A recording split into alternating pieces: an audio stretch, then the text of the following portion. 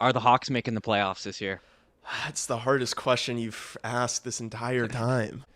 They have a chance. I genuinely believe they have a chance. If it was a gun to my head, no, I'd probably say that I see them just on the outside.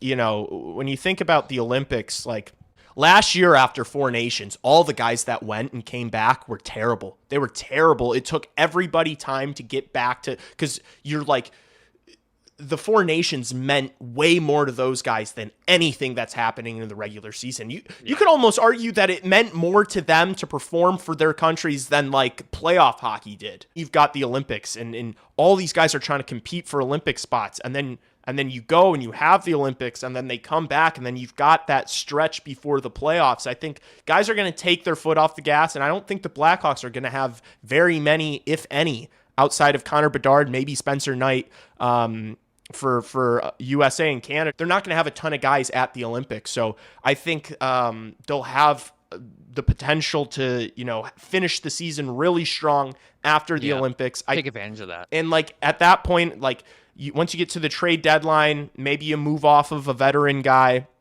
You're going to start injecting more young talent into the lineup. Last year, we saw when that happened, the team started to have a lot more success. They got more jump. So I think with all those factors, the Blackhawks should be set up to have a really solid finish to the season. They